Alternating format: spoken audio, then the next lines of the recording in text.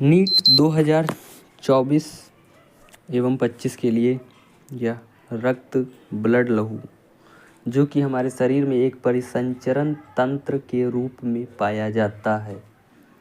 अगर हम इसकी बात करें तो इसको हिंदी में रक्त, अंग्रेजी में ब्लड और उर्दू में लहू कहते हैं। ये जो रक्त होता है, रक्त एक प्रकार का कोलाइड गाढ़ा है। अब आप कहेंगे ये कोलाइड क्या होता है? कोलाइड का मतलब यदि आप दूध को छन्नी से छानते हैं तो उस पर छन्नी में आप देखते होंगे इधर उधर जो दूध लगा रह जाता है, जो कि आप लोटे को धुल कर उसमें डालते हैं तब वो पानी से धुलता है, तो उसी गाढ़ेपन को जो उसमें लगा रह जाता है इसी को कोलाइड कहते हैं। कोलाइड अगर हम किसी रक्त को भी ठीक इसी प्रकार छानें तो जो रक्त हमारा है वो भी ठीक दूध के समान ही उसमें लगा रह जाएगा। रक्त एक संयोजी ऊतक है। हमारे शरीर में जिस प्रकार हड्डी जो अस्थियां हैं हमारी, जिस प्रकार एक हमारे शरीर को संयोग कर रखती हैं। संयोगी का मतलब होता है जो संयोग कर रखता है, मतलब एक ग्रुप, कॉलोनियन ग्रुप में जो एक संगठन बनाते हैं, संगठन को संयोजी कहते हैं। तो रक्त जो है ये संयोजी ऊतक है। इसका पीएच मान 7.4 होता है, अर्थात रक्त क्षारीय होता है। रक्त जो है वो क्षारीय भी होता है। स्वस्थ मनुष्य में लगभग 5.5 लीटर रक्त होता है तथा महिलाओं में पुरुष की अपेक्षा आधा लीटर 500 ml कम होता है। रक्त विभिन्न पोषक पदार्थों तथा गैसों का परिवहन करता है। रक्त जो है हमारे पोषक पदार्थ तथा गैसों का परिवहन करता है। इसके कहने का मतलब यह है कि जो रक्त है, जब हम सांस लेते हैं तो सांस हमारी जो है वो मतलब फेफड़े में जाती हैं। फेफड़े में जाकर हमारी आरबीसी में जो है ये एक प्रकार से हमारे शरीर में पूरा चक्कर लगाती हैं, जिससे कि रक्त शुद्ध होता है। जो भी रक्त होता है उसमें जब ऑक्सीजन पाई जाती है तब वह शुद्ध होता है। जब वह पूरे शरीर से चक्कर लगा के आता है तब उसमें ऑक्सीजन की मात्रा कम हो जाती है। इसी के कारण जो है रक्त हमारा फिल्टर होता है, बार बार हृदय में आकर के जो है ये फिल्टर होता रहता है। इसका ये जो है परिवहन भी करता है, ये आरबीसी करता है, जिसके बारे में मैं आगे पढ़ाऊँगा। रक्त का निर्माण कुल बच्चों, जो रक्त होता है उसका जो निर्माण है वो जो छोटे बच्चे होते हैं उनमें जो है छोटे बच्चों में मीसोडर्म में होता है। अब आप मीसोडर्म जानेंगे क्या है। मीसोडर्म, अगर आपने कोई भी हड्डी किसी जानवर की भी अगर आपने देखी है टूटी हुई हो, तो जब आप उसका टूटा हुआ देखेंगे तो उसके बीच में जो जाली नुमा संरचना होती है उसके छिद्र में, वो मुलायम भी होती है कुछ, उसी जाली नुमा संरचना को मीसोडर्म कहते हैं। वयस्क मानव में रक्त का निर्माण अस्थिमज्जा में होता है। अस्थिमज्जा जो है वो हमारे शरीर में हड्डियों में ठीक उसी प्रकार पाई जाती है जैसे कि मीसोडर्म। हड्डियों में भी मतलब एक जो उसका बीच का गोला होता है उसमें जो है मतलब जाली नुमा संरचना होती है, उसे अस्थिमज्जा कहते हैं। और मीसोडर्म लीवर को कहते हैं, यकृत को, उसमें उसका निर्माण होता है। बच्चों में लीवर में होता है और वयस्क मनुष्य में मतलब लगभग 12 साल के ऊपर के बच्चों में अस्थिमज्जा में होता है। ये मैं क्षमा चाहूँगा, मीसोडर्म मैंने जो है गलत बोल दिया था। रक्त स्प्लीहा तिल्ली में जमा रहता है। रक्त जो होता है वो हमारा जब खराब हो जाता है तो हमारे लीवर में एक स्प्लीहा नामक होता है, एक भाग होता है लीवर में ही, लीवर में नहीं, हमारी किडनी में, जो कि टॉयलेट के लिए होती है। तो वहीं पर जो है ये स्प्लीहा तिल्ली में जमा रहता है। जो हमारी किडनी है वो केवल टॉयलेट का ही नहीं फिल्टर करती है, ये खून ब्लड का भी फिल्टर करती है। इसमें इसी के लिए जो है ये मेंशन है। रक्त स्प्लीहा तिल्ली में जमा रहता है, अर्थात स्प्लीहा को ब्लड बैंक कहते हैं। इसको ब्लड बैंक कहते हैं। ये एक्चुअली ये है क्या, ये जो है ये देखता है कि जो ब्लड सही है वो इसमें एक कैप्सूल नुमा संरचना होती है जो आप देखेंगे आगे, अभी आपको शायद ना समझ में आए, आप इतना ही समझें कि इस प्लीहा होता है, इसको जो है यहीं पे मतलब ये फिल्टर होता है रक्त, जो हमारा ख़राब होता है वो हमारा मल द्वार से निकल जाता है, और जो सही होता है वो एक कैप्सूल नुमा संरचना होती है, उससे ये शरीर में लिया जाता है। रक्त परिसंचरण की खोज विलियम हार्वे ने की। रक्त परिसंचरण की खोज विलियम हार्वे ने की।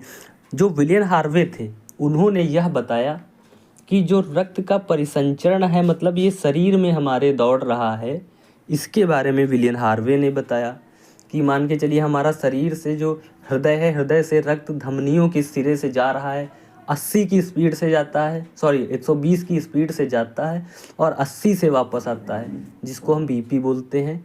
120 और 80, मतलब 80 होता है नीचे का और 120 ऊपर का। अब 120 ऊपर का क्या, 120 की स्पीड से ये जाता है ऊपर, क्योंकि 120 से अगर नहीं जाएगा, उससे नीचे जाएगा तो हमारे पूरे शरीर में ब्लड नहीं जा पाएगा, इसकी अगर धीमी रफ्तार रहेगी, क्योंकि हमारी जो नसें हैं वो लूजनेस उसमें आती है। इसी की वजह यही है कि जो हमारा बीपी लो हो जाता है, हमको घबराहट, घुटन, हाथ पैरों में ऐंठन टाइप की, इसी की वजह से लगती है ये।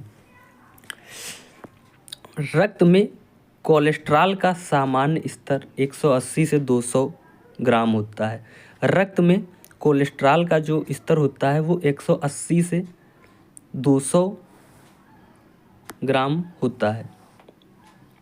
रक्त को 2 भागों में बांटा गया है। प्लाज्मा रक्त जो है हमारा, एक रक्त को हम मान के चलिए हम एक बोतल में लेते हैं, तो वो रक्त जो है उसका लगभग 55 से 60% भाग प्लाज्मा होता है, और रुधिराणु जो है वो 40 से 45% होते हैं। अब हम इसका जो चित्र सहित मैं नेक्स्ट क्लास में दूंगा। ये हमारी एक प्लेलिस्ट बनेगी नीट 2024-25 मैंने बोला था, लेकिन इसकी मैं क्लास रखूँगा 25 और 26, क्योंकि इसका जो एग्ज़ाम होगा वो मैं 26 में ही बच्चों से कहूँगा कि हमारा जो मतलब मैं 26 तक क्लियर कर दूँगा इसी समय तक, तो वो जो है जब 26 में देंगे तो अब आप इस पढ़ाई का नतीजा रिजल्ट देख पाएंगे। तो चलिए मैं देखता हूँ, पहले थोड़ा सा बचा है। और रक्त को जो है 2 भागों में बांटा गया है। रक्त को एक आप ऐसे बोतल में लेंगे तो उसको छानेंगे, ये छन्नी से नहीं, नॉर्मल छन्नी से नहीं छानना है, वो उनके पास में जो मतलब एक मशीनरी सुविधाओं द्वारा छाना जाता है, तो उसमें प्लाज्मा होता है। प्लाज्मा जो होता है यह रक्त का एक महत्वपूर्ण भाग है। इसका 90% भाग जो होता है वो जल का बना होता है। जो प्लाज्मा होता है इसमें 90% तो जल होगा, जो हमारा खून है वो निकाल के एक जगह रखो, तो उसमें जो इसको 2 भागों में बांटो। इसके जो रुधिराणु है, मतलब जो इसके कण हैं, इसमें जो कण बहुत महीन महीन से हैं उनको अलग हटा दो, और इसमें जो जलनुमा मतलब जो बहुत ही हल्का जल के जैसा दिखता है जिसको प्लाज्मा कहते हैं, उसको एक अलग रखो। तो उसमें 90% जल होगा और 10% में प्रोटीन और कार्बोहाइड्रेट होते हैं जो प्लाज्मा है उसमें। और रुधिराणु क्या है, रुधिराणु ये 3 हैं। एक तो ये आप देख रहे हैं प्लाज्मा, प्लाज्मा तो फाइब्रिनोजन प्रोथ्रोम्बिन प्रोटीन द्वारा जो है इसमें मिलते हैं। और ये जो 40 से 45% रुधिराणु हैं ये आरबीसी हैं, एरिथ्रोसाइट, डब्ल्यूबीसी ल्यूकोसाइट और थ्रम्बोसाइट। अब आरबीसी का मैं थोड़ा सा यहीं पे मेंशन करूँगा। जो आरबीसी है एरिथ्रोसाइट, आरबीसी को इंग्लिश में रेड ब्लड कॉर्पस्कल्स कहते हैं और हिंदी में इसे एरिथ्रोसाइट कहते हैं, और इसे शॉर्ट फॉर्म में आरबीसी कहते हैं। यदि आप कोई भी ब्लड टेस्ट की मतलब जो ब्लड का रिपोर्ट होती है उसमें देखेंगे तो आप उस पर आरबीसी, डब्ल्यूबीसी, प्लेटलेट्स ही लिखा पाएंगे। प्लेटलेट्स का हालांकि आपने ज़्यादा ही सुना होगा, क्योंकि जो सामान्य है मतलब मान के चलिए जो मलेरिया वगैरह, डेंगू वगैरह होता है तो इनमें प्लेटलेट्स लोग कहते हैं अरे प्लेटलेट्स घट गई हैं ना, इस प्रकार से सुना होगा। तो आरबीसी के बारे में सुनते हैं। रुधिराणु जो आरबीसी है वो रुधिराणु का 90% भाग है। अब इसमें समझिए, जो रुधिराणु 40 से 45% रुधिराणु हैं, इसमें 3 प्रकार के रुधिराणु हैं, आरबीसी एरिथ्रोसाइट, डब्ल्यूबीसी ल्यूकोसाइट और प्लेटलेट्स मतलब थ्रम्बोसाइट। तो इसमें से 90% मतलब 10 में ये 2 आ रहे हैं, ल्यूकोसाइट और थ्रम्बोसाइट, और 90% आरबीसी होते हैं। तो रुधिराणु जो है रुधिराणु एरिथ्रोसाइड 90% भाग आरबीसी का होता है। रुधिराणु में 90% भाग आरबीसी का होता है। इसका जीवन काल 120 दिन होता है। इसमें जो जीवन काल होता है मतलब इनका जीवन काल 120 दिन बाद ये खराब हो जाते हैं, नष्ट हो जाते हैं, मतलब एक एक करके नष्ट होते रहते हैं। यदि एक साथ अगर ये नष्ट हो जाएंगे तो शरीर खत्म हो जाएगा, हमारा काम करना बंद हो जाएगा सब। तो ये 120 दिन बाद नष्ट होते हैं। जैसे आज एक नष्ट हुआ है, कल एक, इस प्रकार से नष्ट होते रहते हैं। हालांकि लाखों की तादाद में नष्ट होते हैं, जैसे आज भी 1 लाख नष्ट हुए हैं, इसी प्रकार से।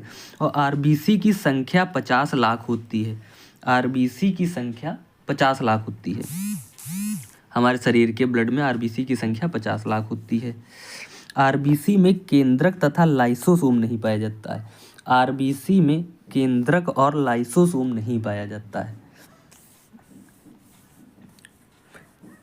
आरबीसी को एरिथ्रोसाइड भी कहते हैं, जैसे इसे हिंदी में एरिथ्रोसाइड भी कहते हैं।